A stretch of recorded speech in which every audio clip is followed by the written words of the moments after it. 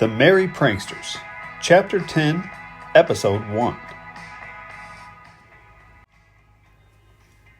The smile painted on Ben Gaffel's plastic face is as manufactured as the image of the U.S. Capitol building painted on the set behind him. Sitting here, fighting an intense opiate nod, I realize that not one single detail of the CNC news is not carefully scripted.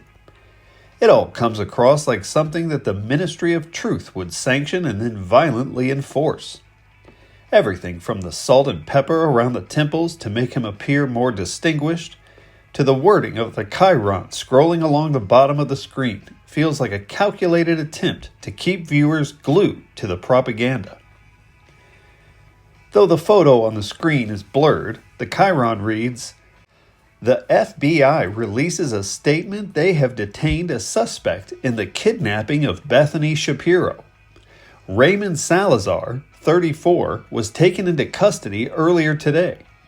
Salazar has ties to a growing domestic terrorist group, the Rebellion, allowed to freely post their hate speech on Horace. Representative Shapiro's daughter, Bethany, is still missing and feared dead." Maybe due to the 98-inch Samsung Smart TV still being muted with no remote control to be found, based on body language and my keen intuition, did I notice that whoever released the photos of Ray Salazar is described favorably as a whistleblower. Meanwhile, the poor bastard posting daily videos of Bethany globe-trotting like an international gutter tart is labeled a dangerous leaker, an avid Merry Pranksters fan who must be stopped. I can feel the authority which Gaffel and his guests from the Bureau's voice command when they demand stronger regulations on the dangerous disinformation coming from Horace. Emotionally terrorizing the viewers into believing that theirs is the only acceptable position an intelligent, morally righteous citizen could possibly take. To believe otherwise would be barbaric, even traitorous. After the girl in the Burberry tank top and matching miniskirt slipped a folded piece of paper in the pocket of his faded denim shirt, the nameless señorita kissed Dickie on the mouth. She smiled as he watched her walk in between me and the flat screen without making eye contact. Once the front door closed, he removed his elbow from the door frame and walked over to the bar. He asked me if I've eaten yet today, and anticipating my answer, he tilts a pint glass to pour me a dark Guinness from the tap. Pointing at the plastic man on the TV, he tells me not to watch too much. "That shit'll rot your brain, mijo." Though I know he's right, I confess to him that Ben Gaffel's power of suggestion compels me to keep watching, as if to turn away for even a moment would be to betray the Jewish American princess. He looks at me blankly and tells me to lay off the pills, that that's just what they want me to think. After a pause, I looked up, waiting for him to roll his head around to meet my empty gaze. Once he does, it doesn't take him long to recognize the hollow look of passive indifference in my eyes. Whatever relief these painkillers offer to both my physical and mental anguish, there's no denying that sanity has left me bored and intolerably incurious.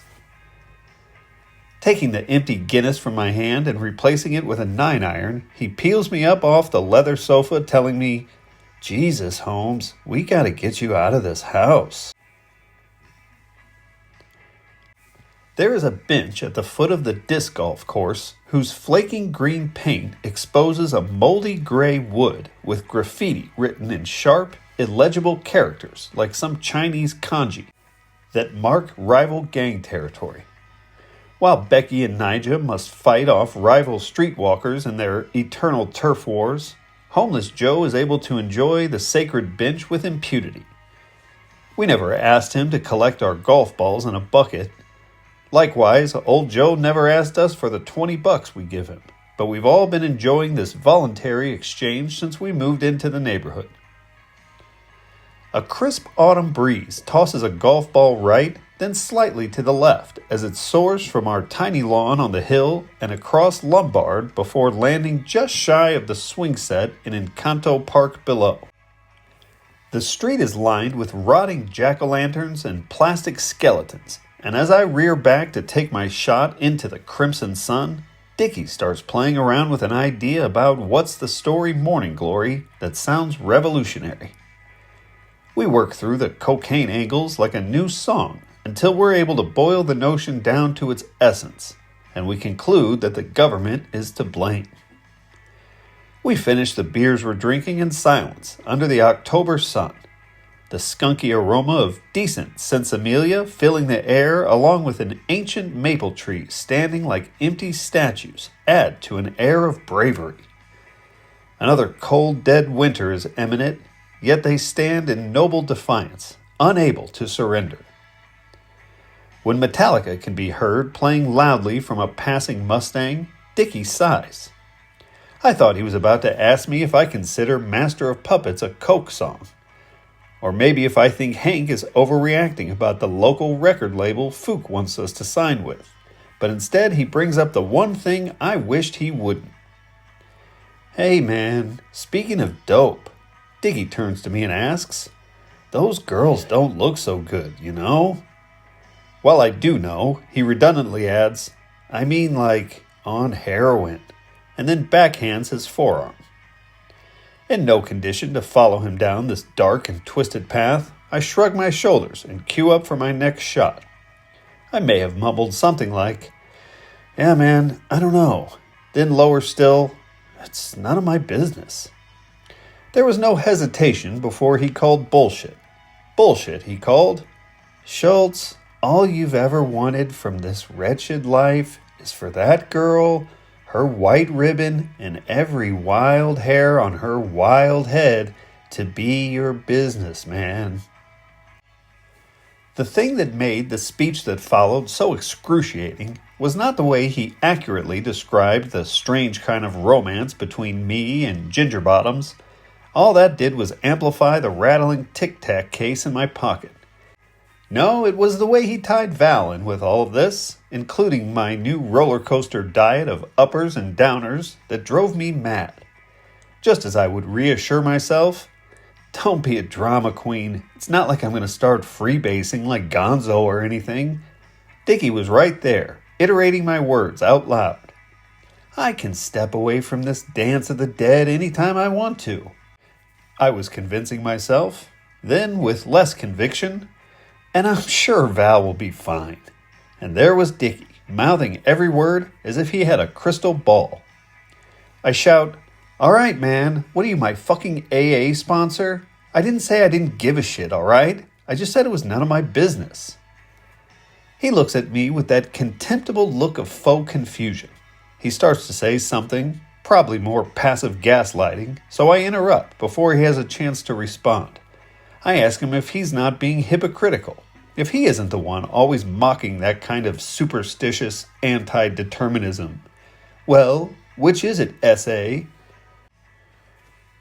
Chipping a ball and watching it bounce past a smashed jack-o'-lantern oozing along the bike path. See? I say, watching as the ball rolls into a tar pit of maggot-infested, rotting produce. Once it gets going, man, what difference could it possibly make? He asks me if that's really what I think all that means, just as Armante's purple Impala pulls up to the curb with the Ghetto Boys blaring out of the 50-inch subwoofers.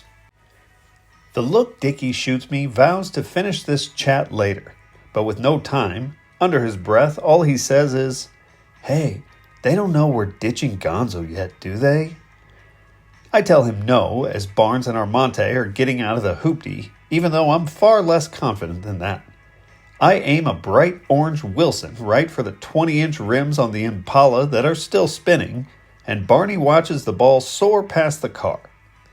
He looks down at the 12-pack of Budweiser in his hand, pauses, and then looks back over his shoulder to the park where the ball landed, and then finally up to us both, and he shouts, I would take those golf clubs and beat the fuck out of both you pussies.